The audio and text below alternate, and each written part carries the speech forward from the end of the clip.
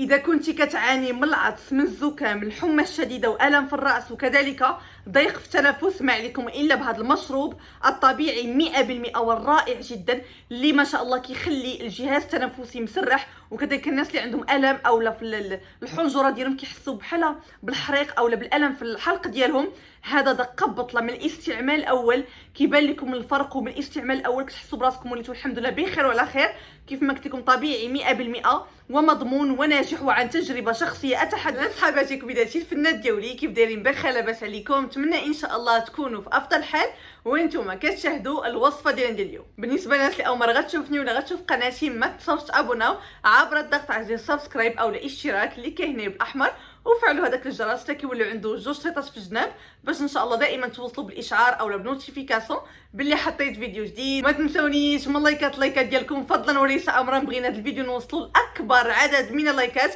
وصفه كتستاهل مليون لايك، والتشجيعات ديالكم واللي غيجربها غيعرف بحق كيف ما كنقولوا دقه بطله ما شاء الله لاي مشكل ديال الزكام، العطس، السعال، كذلك الناس اللي عندهم ضيق في التنفس او حاسه الشم وحاسه التذوق مشاو ليهم ما شاء الله من النهار الاول. يعني من الاستعمال الاول كيبان لكم فرق جدا واضح. فقط تبعوا معايا الفيديو من الاول حتى الاخر ان شاء الله. وقبل ما نبداو الفيديو كيف ما العاده اللهم صل وسلم على سيدنا محمد وعلى اله واصحابه اجمعين. تنتم صليو على نبينا في لي كومونتير باش ان شاء الله يكون الاجر ليا وليكم بحول الله. وقبل ما ندوزو حبيباتي المكونات الوصفه وطريقه التحضير ديالها، بغيت نشارك معكم واحد الهميزه اللي غتنفعكم بزاف ديال النساء كيشاركوا معايا لي كومونتير اولا كيتواصلوا معايا عبر الخاص في الانستغرام ديالي. شيماء ما كرهناش نخدموا اختي غير من دارنا وفقط حدا وليداتنا ونقابلوا وليداتنا اولا راجلها ما كيبغيهاش تخدم برا البيت. جبت لكم اليوم واحد الخديمه او واحد الهميزه فقط من دارك. يعني غتكوني باركه دابا اكيد كتفرجي فيا، عندك انترنت وعندك التليفون، هادشي اللي غتحتاجيه صافي، ما غتحتاجي حتى شي حاجه نهائيا. واللي عجبني في هذه الخدمه هذه ديال اوريفلام ان فيها سفريات ما شاء الله، شيكات، مبالغ مهمه جدا في الشهر. تبارك الله السيده اللي سميتها فريده، غنخلي لكم الرقم ديال الهاتف ديالها هنا في الشاشه، تواصلوا معها عبر الواتساب. هاد السيده سميتها فريده، الله يعمرها دار، طيبه جدا وغزاله ما شاء الله. دونك غنسلمكم الايادي امينه كيف ما كنقولوا. اي واحد تواصل معايا يقول له من طرف شيماء ميلا غتشرح لكم طريقه العمل باذن الله من الاول حتى الاخر. وهكا اختي يكون عندك واحد المدخول شهري ديالك، وكذلك كتخدمي فقط من دارك وحده وليداتك. وكذلك الناس اللي هكا ما كيبغوش يخرجوا ديبلاصاو اولا ما كيخلاش راجلها تخدم، اختي تولي عندك يعني مصروف اولا المدخول ديالك الشهري. ما تبقايش تقولي لراجلك عطيني فلوس الحمام، عطيني فلوس هذه، غتولي معوله على راسك ويعني مستقله ماديا. واي مره كنظن كتمنى وكتحلم تكون مستقله ماديا وما تعولش فقط على الراجل اللي غيدير لها كلشي. اللي عليكم فقط هو تواصلوا مع فريده ان شاء الله في هذا الرقم هذا. وما عرفتوا الخير فاش كاين وشحال من وحده خدمت هذه الخدمه هذه وكترجع عندي دائما الانستغرام اولا كترجعوا عندي التعاليق وكتقولي شيماء شكرا بزاف على هذه الميزات اللي كتشاركي معنا. وهاد السيدات اللي كنشارك معكم يعني من الناس اللي كيكونوا يعني كيف ما كنقولوا ثقه، كنعطيكم الايادي امينه وما تبقاوش تالفين مع من غندخلوا مع من غنتقيدوا. انا اللي الدور ديالي هو بحال وسيط بينكم وبين هاد الناس هادو. لا حبيباتي هذا ما كانوا. دابا غندوزو نيشان ان شاء الله المكونات الوصفه وطريقه بركه الله. حبيباتي غنبداو في مكونات الوصفه وطريقه التحضير ديالها. اول حاجه غادي ناخذوا كاسرونه ولا شي قدر هكا فاش غادي نطيبوا اولا غنطبخوا هاد المكونات ديالنا. فقط ما تبخلوش على اختكم من اللايكات ديالكم فضلا وليس امرا باش هذا الفيديو يوصل اكبر عدد من الناس وكلشي يستافد باذن الله. واي واحد بارطاج الفيديو اولا خلى لايك في هذا الفيديو بالنيه ان هذا الفيديو يوصل الناس اللي مرات مساكن ومحتاجين هذه الوصفه عندهم الاجر كذلك باذن الله. اول مكون عندنا اللي هو الزنجبيل الطري. عندكم هذا السكينجبير هذا استعملوه، الا ما كانش متوفر عندكم تقدروا تستعملوا سكينجبير بودر او اللي كنطيبوا به. سكينجبير اللي كنطيبوا به عادي في الاكل ديالنا حتى هو زوين، ولكن الا عندكم هذا الزنجبيل طري كيكون بحال كطري، هذا الفوائد ديالو كيكونوا اكثر اكيد، وحتى يعني الشفاء على يدي كيكون اسرع واسرع. يعني عندكم هذا استعملوه من الاحسن. غادي ناخذ حكاكه وغنحاول انني بالقشور ديالو لانه كله فوائد. حتى القشور كذلك فيهم الفوائد في هذه الوصفه هذه. وتحاولوا تحكموا في الحكاكه رقيقه بحال هكا. وهذه الوصفه بالمناسبه ممكن تستعملوها ليكم والوليدات ديالكم كذلك. راكم عارفين دابا اللي كتهضر معاه كيقول لك انا مريض الله يعافينا يا ربي، سواء كبير ولا صغير كلشي مريض بهذا البرد هذا اولا بهذا المرض هذا، كلشي لا اله الا الله. زعما الله يجيب الشفاء ان شاء الله لجميع الناس يا رب العالمين. سواء كنتي كتفرج في هذا الفيديو بالغرض شفاء لك اولا بشفاء لشخص اخر، ان شاء الله يا رب يجيب لكم الشفاء يا رب العالمين. ونتمنى الوصفه ديالي ان شاء الله تعطيكم نتيجه كيف ما عطاتني انا من الاستعمال الاول.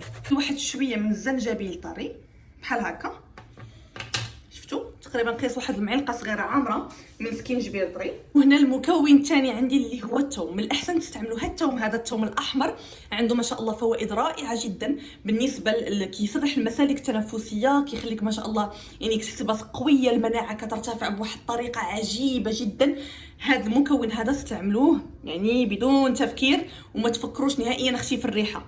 راه اهم حاجه هي الوصفه تعطيكم نتيجه، والوصفه تكون فعاله وتبراو ان شاء الله وتوليو بخير. ما كنظنش انا شي واحد اللي مريض وشاد الفراش وعيان بزاف غيفكر في الثومه ولا غيفكر في شي مكون نهائيا. اصلا الثوم في هذه الوصفه هذه راه ما غيبقاش فيه ديك الرائحه المجهده بزاف، حيت غنضيفوا ليه مكونات اخرى اللي غتهرس الجهد ديال هذا الثوم، ومنهم الزنجبيل. الزنجبيل ما شاء الله عنده مذاق زوين بزاف، وتا الرائحه كيهرس هذا الجهد ديال الثوم. غادي ناخذ تقريبا واحد 2 دروس من الثوم الاحمر، وحتى هما بالقشور ديالهم، بالقشور ديالها تحكوها بحال هكا.